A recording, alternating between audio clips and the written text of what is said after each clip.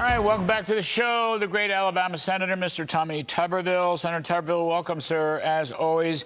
You know, Charles Payne was on in the first segment of the show, and he was talking about Pax Americana and, you know, listing things that Mr. Trump is getting done.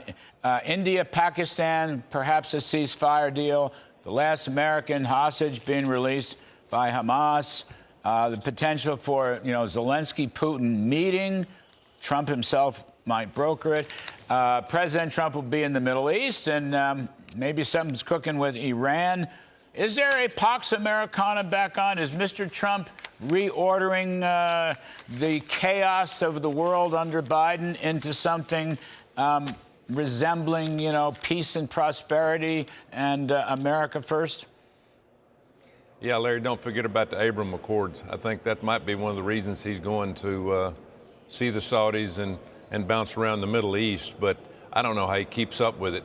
It's hard for us here in the States to keep up with what's going on, from the tariffs to the wars to the you know, great big beautiful bill. It is it's mind-boggling, but I'm enjoying every bit of it. The Democrats are running for cover.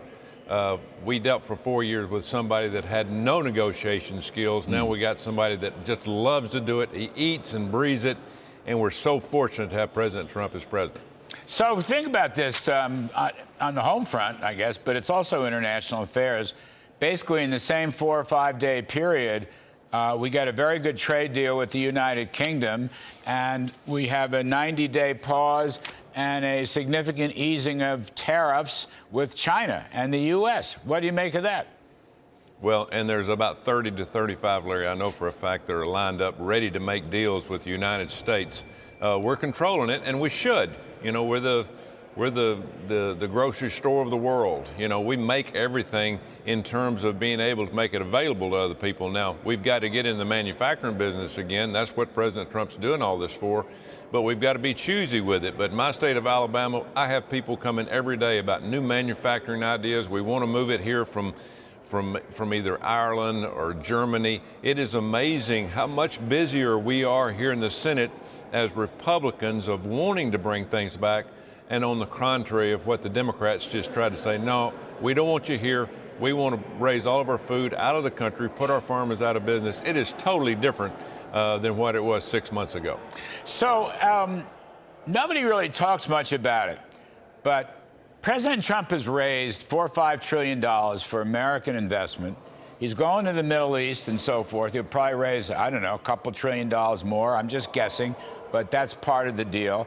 The tax changes, the tax policy coming out of the Ways and Means Committee will provide incentives for those people who invest in the United States. So there's a tide of onshoring that seems to be coming not only from foreign relations and trade relations, but also just tax incentive relations. So where, you know, this is unheard of. This is unseen. It all goes hand in glove. Trump is taking advantage of this. What do you make of it? Can it all pass the Senate? I guess that's my final thought. Is it going to get through the Senate? Well, all the tax incentives normally come from the states, in which they still do. President Trump's doing it on a national level. You know, the opportunity zones, all those things that he's put into place. But right now they're negotiating, you know, Medicare, Medicaid, all the things that everybody are a little bit worried about.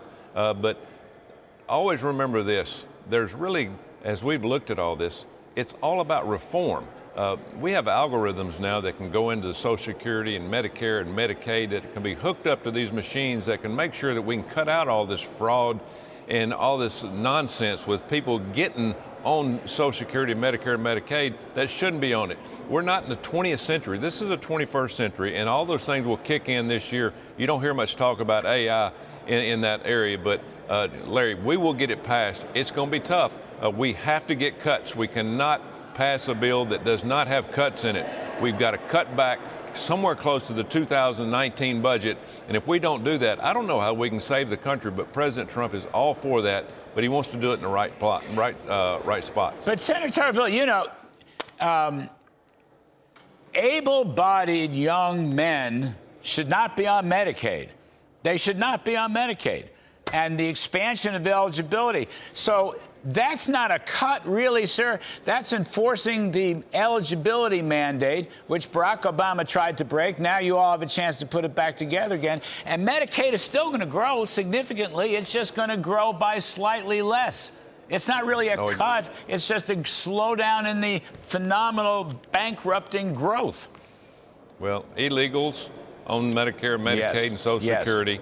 Everything that goes along with people that, as you said, are sitting around at home watching The View on television, getting SNAP cards, food stamps, and on Social Security, Medicare, and Medicaid. That's got to be over with. Our country's not going to make it. We cannot afford that to happen. And President Trump is all about that. That's what the House is pushing very hard. All the reforms that you just talked about have to be in there, but we cannot afford to take care of the world. Let's take care of the people in this country first, and then we might be able to help outside our borders. Actually, we cut taxes and spending and have an investment-led boom, and onshoring, the rest of the world might copy us.